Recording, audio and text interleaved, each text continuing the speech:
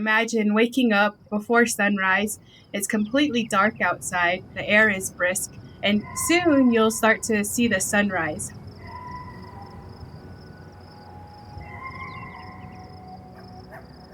Miles away, you see the sun peek over the horizon. And if you're lucky, you might see some of these unforgettable painted skies that you see in the southwest. It's usually filled with heavy rain clouds. And with this approaching thunderstorm, there's just this energy field through the big thunder clouds that sometimes might remind us just how small we are as humans living on this planet.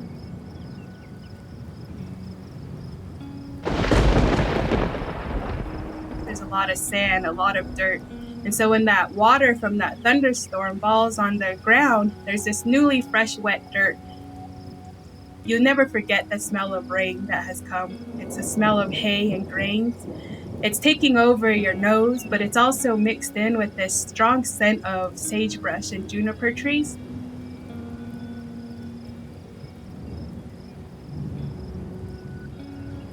And then the sounds that come after that rainstorm in that early morning, after it's just passed through, you hear the birds chirping. And maybe if you're lucky again, like this kind of rainy morning, you'll see some wild mustangs running across the meadow. And there are people who are probably up as early as you, who have taken out their livestock, so this is their sheep, out to the meadow as well to graze. And it seems like at this moment, all the living beings in this ecosystem in front of your eyes is really in a state of happiness. Not all mornings are like this, but experiencing an early morning rain event like this, it's really a blessing that is stored in my memory until the next thunderstorm and rainstorm comes. Hi, I'm Stephanie Tumapos, and you're listening to Down to Earth, the show where we talk to incredible geoscientists about their science and its impacts on our planet. In today's episode, we're traveling to Blue Gap, Arizona to explore how changing weather patterns are impacting water access and quality in the Navajo Nation.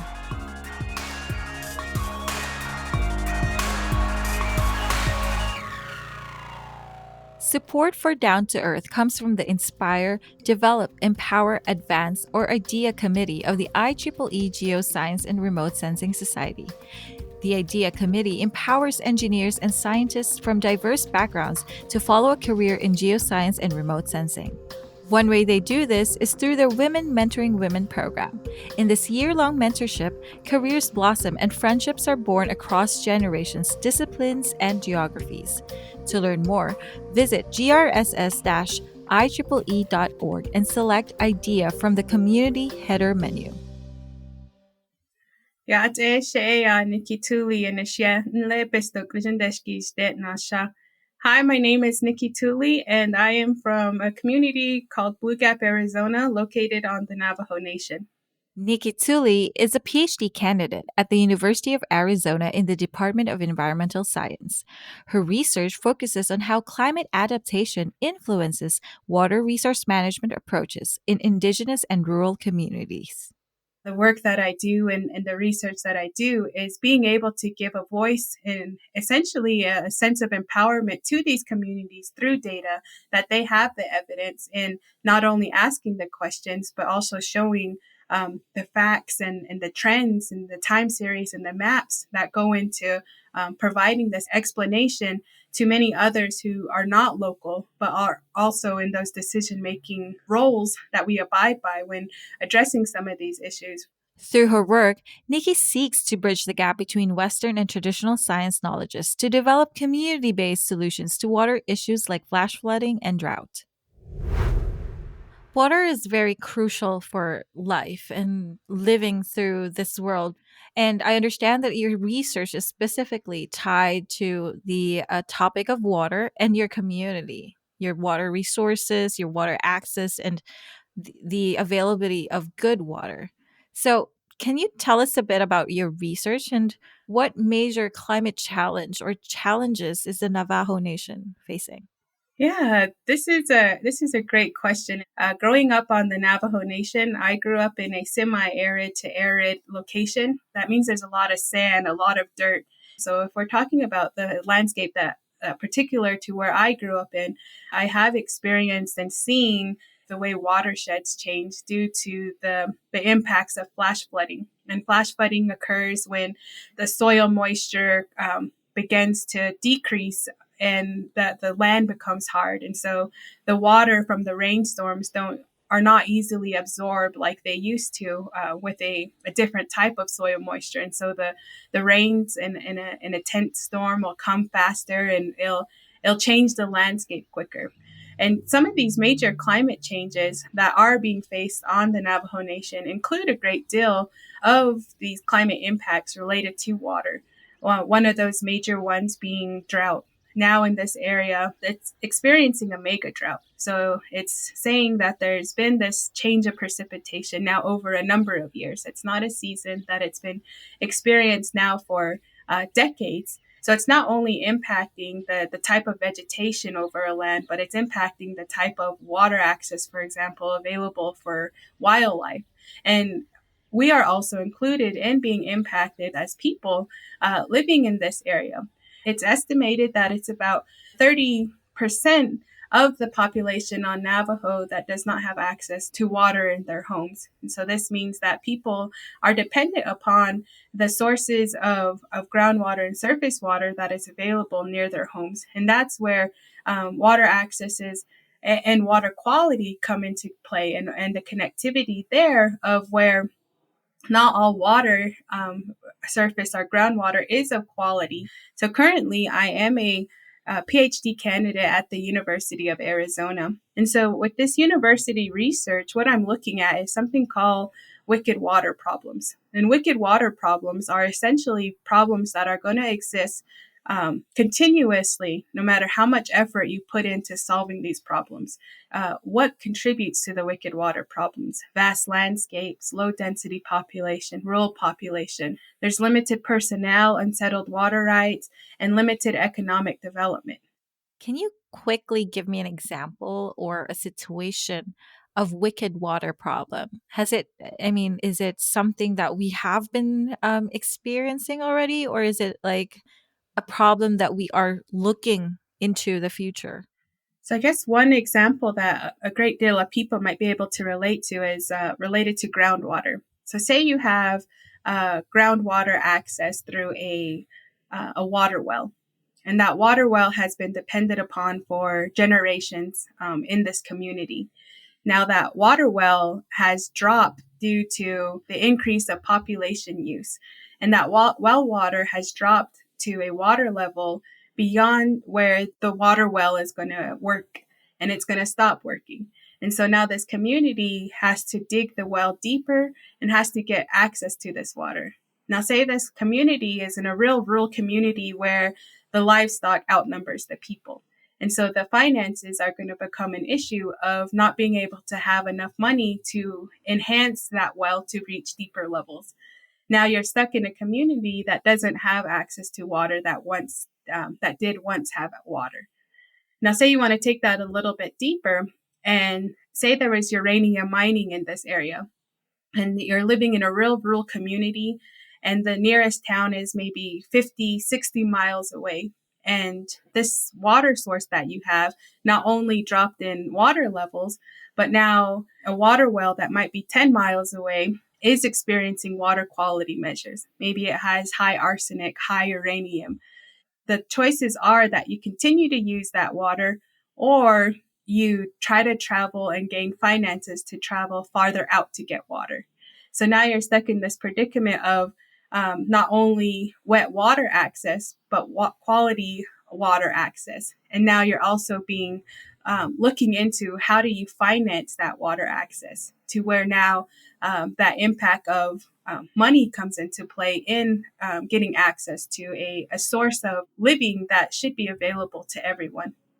So basically, a wicked water problem is a problem that is difficult or impossible to solve because there are so many interconnected factors. For example, a community being in a rural area impacts their ability to finance a deeper well. So, with wicked water problems, trying to solve one aspect of the problem often reveals or creates other problems. And if I'm correct, I assume that this is what the Navajo Nation is currently experiencing. There are some places that can be included into this type of scenario. So, okay, so these are definitely issues that will take time for us to tackle because of those mitigating factors you mentioned. And you're studying these wicked water problems in your PhD to ensure that people living in indigenous communities have access to clean drinking water, which is super important. Do you think your research can also impact or become a model research to other places around the world that are experiencing drought as well? I definitely think that it can be included in various ways. For example, providing water education. And so that meaning providing education that water use for human consumption is a finite resource, helping people understand and create a water savings account mentality. I was looking at gas prices earlier, and in my area currently it's $4.11. So we go by gallons in buying gas here where I'm at. And so that's around 3785 milliliters, so 3,785 milliliters. However, if we were to go to the gas station or to the supermarket to buy a bottle of water, liking it unto the price of a gallon of gas, that bottle of water is going to cost us $14.93. And so understanding how much the price of a bottle of water is equivalent to a gallon, that's nearly 3 times the cost. And I think that really brings it into perspective. And that's what I feel that that type of water education can continue to help us in understanding how to keep these resources as stable as we can. I agree that developing more materials for water education is really important. And you're also working on water access issues through a NASA initiative, right? Can you tell us more about this work? Yeah, the work that I do with NASA is again looking at addressing one of those wicked water components, and that is understanding that there's a limited personnel, a limited economic development, and data that can be provided about what's going on locally. And essentially, what this is all aiming to do is looking at empowering the decision makers with useful, accessible, and sustaining remote sensing information. So, again, it's all connecting back to how can we provide data to answer these questions that we're looking at pertaining to water quality and water access? And if I understand correctly, the NASA project you've been working on is all about putting Earth observation tools and data into the hands of the community. Is it correct? Yes, that could be summed up in that way. But also to be included is to use Earth observation and remote sensing in a respectful manner. And what that means is including the communities in these types of projects that are developed. For example, the Navajo Nation water management branch was included in this development of the Western Water Applications Office DSET tool. And so that they were included from the get-go of describing what the primary goal of this data should be, how this type of platform should be developed. And so it's really making it that accessibility, enhancing it, but also making it so that somebody that doesn't have a high technical expertise in remote sensing or the discussion of water could be able to use this tool. And then coming into this development of a tool is capacity building. If we leave that capacity building initiative out of it, it really leaves this gap of helping reach that full potential of use by the end user. And so a part of that tool development is the capacity building of creating tutorials, case studies, how-to videos, introductory videos, and even translating some of that into the Navajo language, building up that trust. But the benefits of doing this is that this capacity building efforts develop the longevity of the use of a tool. And by working with the community, you're able to use these place-based approaches with the community engagement. And the communities understand what's happening at a local level. And working with indigenous communities like the Navajo Nation, this community work is vital because we not only acknowledge the Western science ways of knowing, but we're also acknowledging the indigenous knowledge systems. And so understanding that generational knowledge of the place-based approaches in addressing some of these climate topics also comes into play as being a positive influence. Coming up, Nikki shares with us how she's working to bridge the gap between Western and traditional Indigenous science. So stay tuned. Close your eyes, take a deep breath, I'm going to ask you 3 questions. First, who is your favorite scientist? Someone alive today who is smart, accomplished, passionate, and knowledgeable. Can you picture them? Now, if your favorite scientist is a man, tell me, who is your favorite woman scientist? Last question. Who is your favorite woman scientist in your country? If no one comes to mind, then maybe that person should be you. Help make an impact on a woman's career by joining the Geoscience and Remote Sensing Society's Women Mentoring Women program today. To sign up, visit grss-ieee.org and select Idea from the Community Header menu. Welcome back. Today we're speaking to Nikki Tulley, a PhD candidate at the University of Arizona who studies how climate adaptation influences water resource management approaches in indigenous and rural communities. So far, we've learned that flash floods and drought are two major climate issues impacting the Navajo Nation in Arizona. Both are changing the landscape and ultimately access to quality water. Through her PhD research, as well as through initiatives like the NASA Navajo Nation Drought Project, Nikki has worked to blend Indigenous and Western knowledges to develop culturally relevant solutions to wicked water problems. The way she does this is through community collaboration that includes the end user communities in co developing the solutions. In the case of the NASA project, Nikki was part of the team that co developed the Drought Severity Evaluation, or DSET tool, which is a web based drought reporting tool co developed between the Navajo Nation Department of Water Resources, the Desert Research Institute, and NASA's Western Water Applications Office. The tool aims to help the Navajo Nation improve its ability to monitor and report drought through a combination of precipitation data from NASA satellites, drought indices, and ground based rain measurements. As Nikki mentioned before the break, community engagement not only allows scientists to understand what is happening at the community level so proper solutions can be developed, but it also ensures that solutions are relevant and useful over the long term. So, how does Nikki bridge these knowledge gaps and where did she learn how to do it? Let's find out. So some of the experiences that has led up to this work that I'm currently involved in really stems back to my childhood.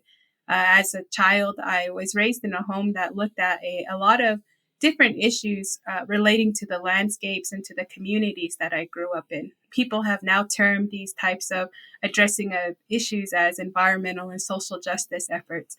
And so, being in an area that has been contaminated through uranium mining, through the extraction of coal mining efforts, and so forth, these types of topics surrounding water has always been a part of my life. And as a child, I didn't know that I was in a type of geomorphology classroom, that I was in a geology classroom, that I was in a biology classroom, looking at the landscapes and the plants of where I was. I didn't know I was already forming myself into a water scientist, looking at the type of water quality after the total dissolved solids of water conditions after a flash flood and how it differentiated from the standing water and how it was clear at different times.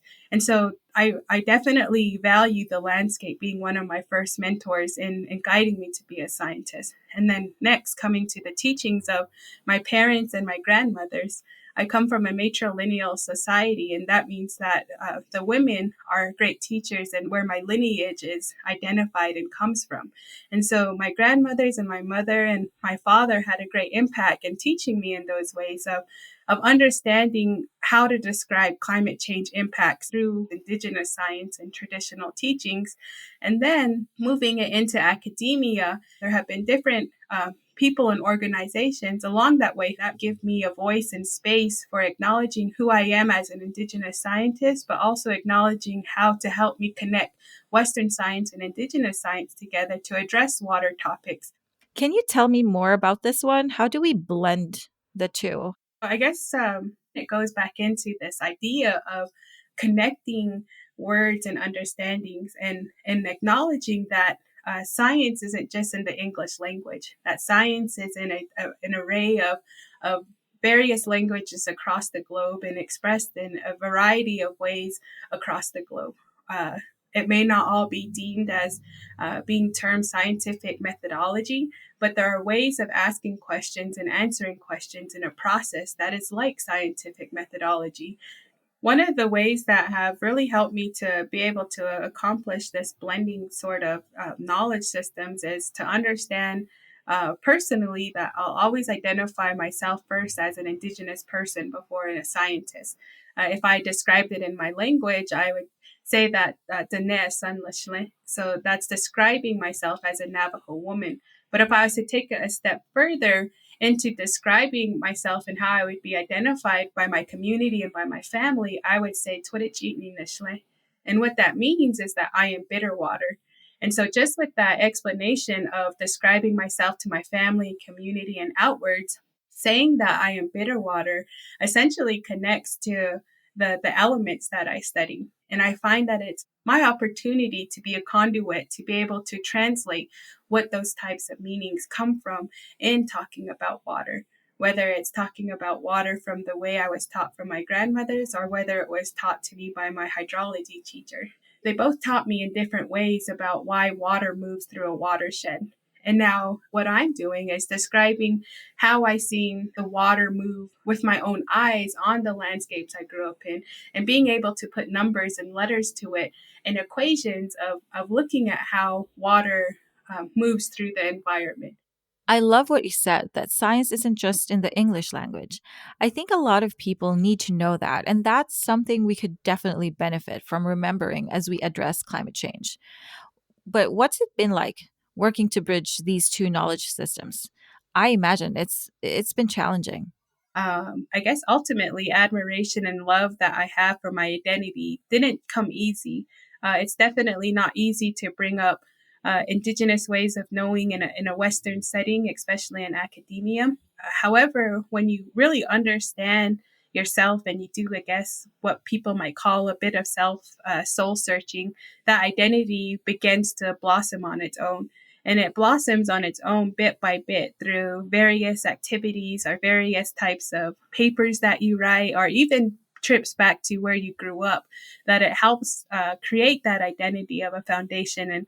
And before you know it, you're able to understand fully that diversity is strength.